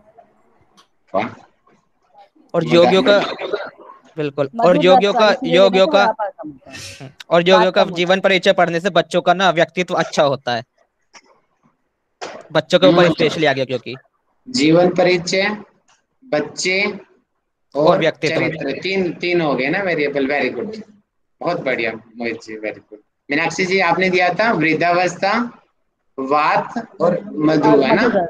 हाँ, वेरी मधुर गुड, रस। बहुत बढ़िया। सर ये भी हो सकता है 16 से 18 साल तक की लड़कियों का 3 महीने सूर्य नमस्कार करने से वेट कम होता है। ठीक है, ठीक है। अगला मेरा क्वेश्चन है, मुझे बताएंगे रिसर्च डिजाइन क्या होता है? तो आप सभी लोग 10 मिनट और रुके रहेंगे, मैं कंप्लीट कर लेता हूँ क्वेश्चनिंग है, फिर कल हम नए सिरे से आगे बढ़ेंगे। फिर रिसर्च डिजाइन के बारे में मुझे बताएंगी अ, पवन पांडे जी, भवन योग प्रचारक जी। बताइए मुझे, आप इतना बड़ा नाम है आपका। प्रणाम भ्रातृश्री।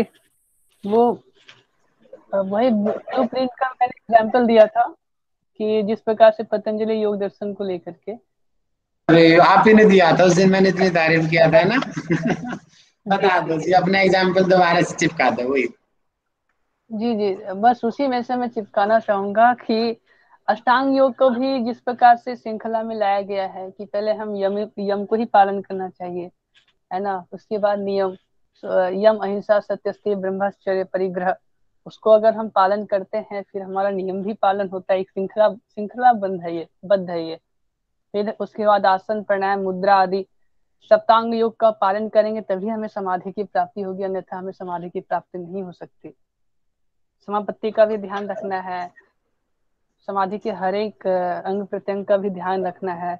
ठीक है, अब मेन डेफिनेशन पे आ जाइए। रिसर्च डिजाइन की मेन डेफिनेशन क्या है? जी, किसी रिसर्च को श्रृंखला किस प्रकार किसी रिसर्च टॉपिक को जब हम क्रमांक अनुसार श्रृंखलाबद्ध में हम जब उसे रखते हैं तो उसे रिसर्च डिजाइन कहते हैं। वेरी गुड, बहुत बढ़िया।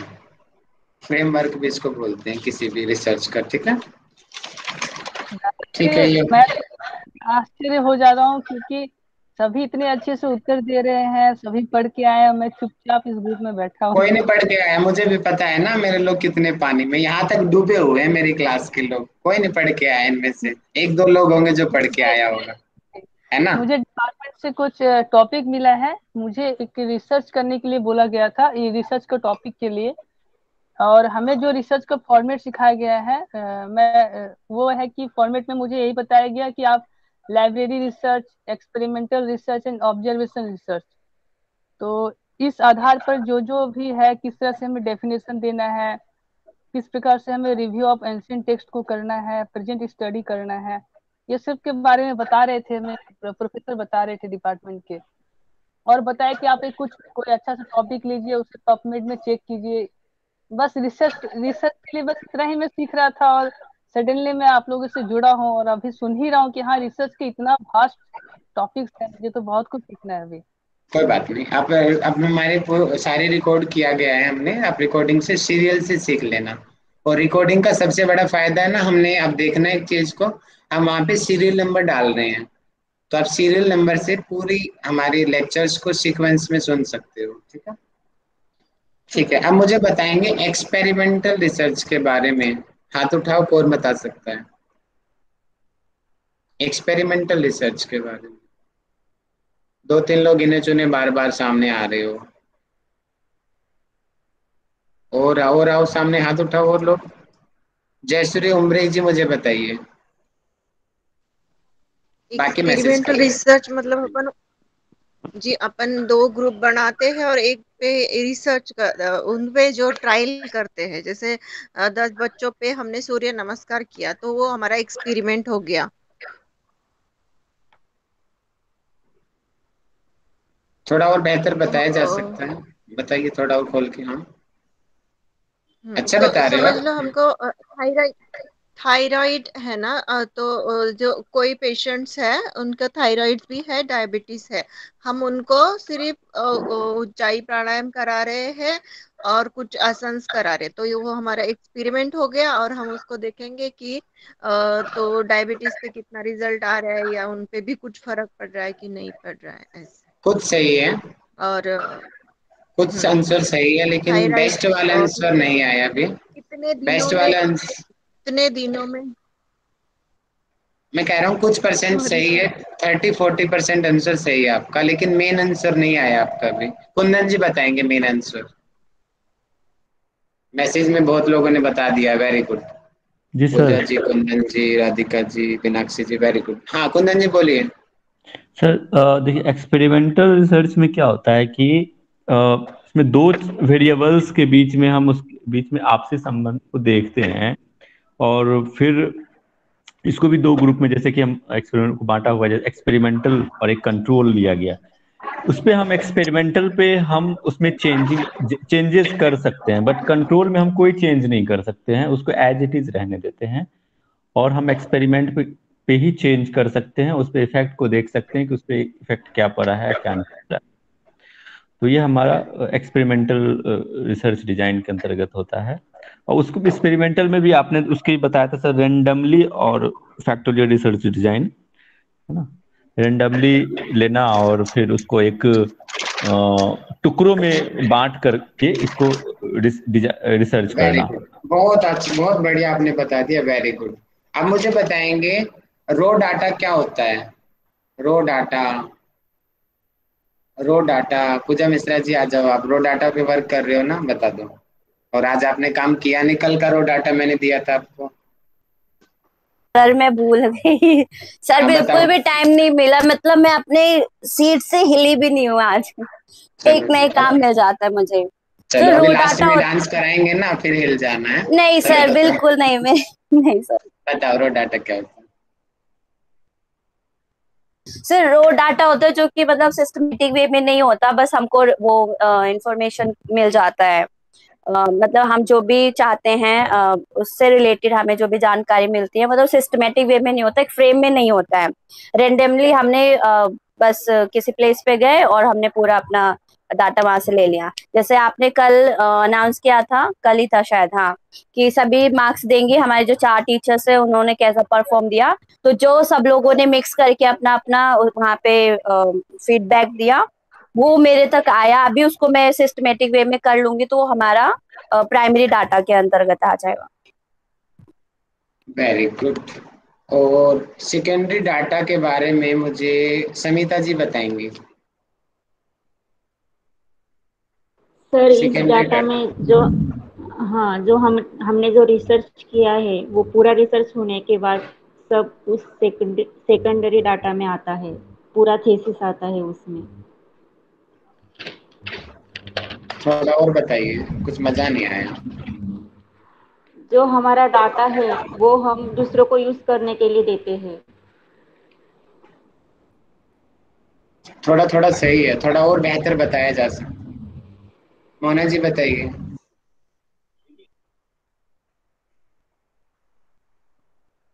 मोना जी।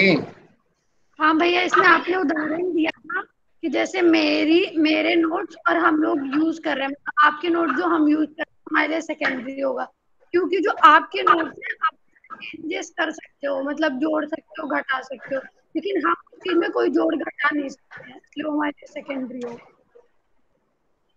ठीक है, वेरी गुड। अब मुझे बताएंगे। ठीक है, सैम्पलिंग मेथड कितने प्रकार के होते हैं? शालिनी योगा जी मुझे बताइए। शालिनी पांडे जी बताइए मुझे। सैम्पलिंग मेथड को प्रोबेबिलिटी और नॉन प्रोबेबिलिटी। जी। और प्रोबेबिलिटी प्रोबेबिलिटी के में जो अंतर्गत कौन होता कौन है, से आते हैं? प्रोबेबिलिटी में आता है सिंपल और स्ट्रेटिफाइड और एरिया और एक सिस्टमैटिक। ठीक है। और और नॉन प्रोबेबिलिटी में आता है कोटा सैंपलिंग हो गया, एक्सीडेंटल हो गया, सैचुरेशन हो गया, फिर से आपका ये डेंस हो गया।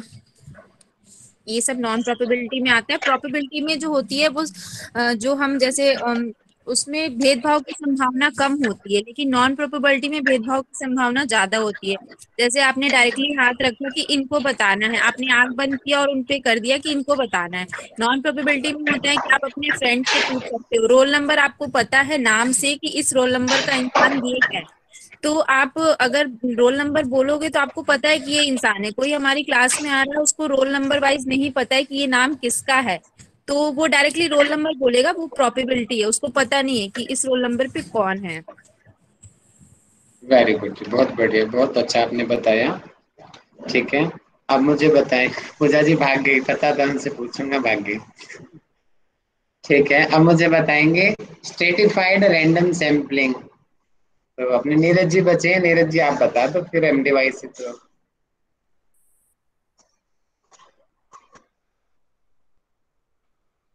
Stratified random sampling, Neeraj Mandloi ji मुझे बताएं।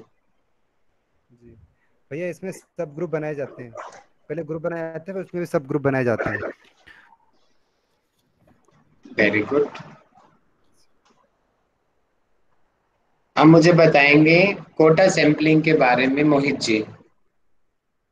कोटा सैंपलिंग वो होती है जिसके अंदर ना पहले से ही फिक्स कर दिया था कि इतने परसेंट हमें ये लोग लेने हैं, मतलब जैसे इतने परसेंट हमें महिलाएं लेनी है किसी रिसर्च के अंदर, या हमें 10% बच्चे ही लेने हैं। तो इस तरह से जो चीज हम क्राइटेरिया फिक्स कर देते हैं ना, उसको हम कोटा सैंपलिंग के अंदर रखते हैं भैया। धर्मिष्ठा जी मुझे बताएंगी और एक स्नोबॉल क्वेश्चन था भैया। सैम्पलिंग। जी बताओ मोहित जी। भैया प्रोबेबिलिटी के अंदर सिर्फ ये 4 ही आती है ना, इसके अलावा तो कोई और नहीं आती ना प्रोबेबिलिटी के अंदर? नहीं, और भी हो सकती हैं, ये मुख्य हैं। ओके भैया। ये तो कौन प्रधान सी है, कौन है? और भी हो सकते हैं। ठीक है, क्योंकि कई किताबों में तो 3 दिया गया है, कुछ एक में 4 दिया गया है, एक में मैंने देखा एक था में 5 भी दिया हुआ है। सिस्टमैटिक को उसमें नॉन प्रोबेबिलिटी के अंदर लिया हुआ था। हाँ, फिर मैंने भी काटा हुआ था ना, उसमें सत्यपाल जी में दिया हुआ था। लेकिन सिस्टमेटिकली हम ध्यान से अगर हम देखते हैं तो सिस्टमेटिकली जो दिया गया है वो उसमें पक्षपात नहीं होता। एक एक रोल नंबर को हमें पता है, लेकिन उसके बाद में सिस्टम का तो फिर तो वो भेदभाव से मुक्त हो जाएगी ना, बिल्कुल। तो इसलिए वो प्रोबेबिलिटी में आएगा वो। अच्छा, हाँ, मैं क्या पूछना चाह रहा था, हाँ ठीक है। स्नोबॉल सैंपलिंग, मुझे धर्मिष्ठा मैम आप मुझे बताएंगे स्नोबॉल सैंपलिंग में क्या होता है? वेरी गुड नीरज जी, बहुत बढ़िया। स्नोबॉल में अनफॉर्मल अनौपचारिक रीत से हमें विश्लेषण करना होता है। स्नोबॉल का मतलब क्या होता है? स्नोबॉल क्यों पढ़ा, ये मुझे बता दीजिए। पहाड़ों में जहाँ ज्यादा बर्फ है वहाँ के रास्ते के आगे बर्फ कमी होती है, उसको सामान्यतः उस बर्फ को रास्ते पे हटाने के लिए जो छोटे से बर्फ का गोला बनाता है वो उसको वो बोलते हैं। वेरी गुड, आपने अच्छा बताया, लेकिन नेटवर्क की वजह से सुन नहीं पाया, लेकिन आपको पता है, मैं समझ गया। अब इसी बात को और अच्छे से मुझे पूनम जी बताएंगे। बताइए सर, मैं क्यों बोलना चाहती हूँ, क्योंकि जिस दिन आपने ये पढ़ाया उस दिन सुबह हमने एक जैन ग्रुप पे मैंने मैसेज डाला कि जैन खाना जो खाता है जिंदगी भर वो मुझे उनके इंटरव्यू चाहिए। तो मुझे एक लेडी का फोन आया, बोली मैं खाती हूँ। फिर उसने मुझे और एक का नंबर दिया, फिर उससे मैंने बात की, उसने और 2 का नंबर दिया। उसी दिन सेम ये मेरे साथ हुआ। तब तक मुझे स्नोबॉल पता नहीं था और रात को आपने ये सिखाया, इसलिए वो पक्का दिमाग में बैठ गया कि म्यूचुअल फ्रेंड जैसे आगे आगे जानकारी मिलते जाना, वो बर्फ का गोला बड़ा होते जाना। वेरी गुड, बहुत बढ़िया। तो यहाँ पे सैम्पलिंग हमारी कंप्लीट हो गया। और इसके अलावा मैंने रिसर्च प्रपोजल पढ़ाया था। लास्ट क्वेश्चन में पूछता हूँ, रिसर्च प्रपोजल बता दीजिए, इसके बारे में मुझे कौन बताएगा? कुंदन जी मुझे बताएंगे रिसर्च प्रपोजल के बारे में। सॉरी, हाँ सर। जी बताओ। नहीं पसंद नहीं, मैं सोचा था कि अब गुड नाइट लेफ्ट करूंगा। यहाँ एक्चुअली मौसम खराब है, सुबह से लाइट नहीं है और कभी भी डेड हो सकता है सिस्टम हमारा। ठीक है जी, आप जब तक चल सकता है बताइए। रिसर्च जो प्रपोजल बताया था, कुछ इसमें आपने सिनॉप्सिस भी कहा था उसको एक वर्ड में, ठीक है? तो उसमें स्टार्टिंग टाइटल पेज था, पहले हमने टाइटल पेज देना है, फिर उसमें उसके जो मटेरियल जो भी चीजें हैं, पैराग्राफ, वो सारे चीज मैं डिटेल नहीं बता इसका मतलब बता दीजिए, मतलब क्या होता है, यूज क्या होता है इसका, वो बता दीजिए सबसे मेन। एक तो किसी भी, देखिए सब मुख्य बात है कि अगर हमें किसी भी यूनिवर्सिटी में अगर हम जा रहे हैं, पीएचडी के लिए अप्लाई करा है, अगर हमारा निकल गया है, तो हम अपना प्रपोजल देंगे उसको पहले, उनको पसंद आएगा तभी हम जाके अगले राउंड के लिए जाएंगे, वो हमको इंटरव्यू के लिए कॉल करेगा। तो अपना प्रपोजल उसके सामने हमने रखा, उसको पसंद आएगा नहीं आएगा, तो जो भी हम प्रपोजल में लिखेंगे, जो हमारा रिसर्च होगा डिटेल में, हमने क्या किस पे रिसर्च कर रहे हैं, कौन सा हमारा टॉपिक है, क्या क्या हमने टूल्स लिए हैं, कौन कौन लोग आपके साथ होंगे, मतलब सारे चीज जितने भी उसके प्रॉन्स कॉन्स जितने भी है ना, उसमें हम ऐड करेंगे उसके अंदर। और फिर उनके सामने, कोई भी यूनिवर्सिटी हो उनके सामने अपना ये प्रपोजल डालेंगे। ठीक है, वेरी गुड, बहुत बढ़िया, बहुत बढ़िया। अब मुझे बताएंगे राधिका जी, साइनोप्सिस में और थीसिस में अंतर क्या होता है दोनों में? भैया साइनोप्सिस छोटा होता है, थीसिस बड़ा होता है। साइनोप्सिस कम पेज में लिखा जाता है, थीसिस बहुत सारे पेज में लिखा जाता है। साइनोप्सिस थोड़ा बहुत होता है और थीसिस कवर होता है। साइनोप्सिस रिसर्च के पहले लिखते हैं और थीसिस पूरी रिसर्च कंप्लीट होने के बाद लिखते हैं। बस इतना ही पता है। मैं एक बार भैया जो क्लास में आपने पढ़ाया ना, वही मुझे याद आता जा रहा है बस। मुझे पता है, मुझे अपनी क्लास पे विश्वास है कि पीछे से कोई नहीं पढ़ के आया है ना। मुझे विश्वास है, इतने होनहार बच्चे हैं हमारे, और ये सारे आंसर आपने रेगुलर क्लास में रहे हैं तभी आप लोगों ने दिए हैं। जी भैया, नहीं तो मैं तो समझती भी नहीं थी रिसर्च क्या होता है। चलो जी, अच्छी बात है, सही बोला ना मैंने। क्लास में से आप सच्ची बताओ, कोई ऐसा पर्सन है जो मैंने मैसेज डाला उसके बाद में आपने आधे घंटा पढ़ा हो? मुझे लगता नहीं कोई होगा।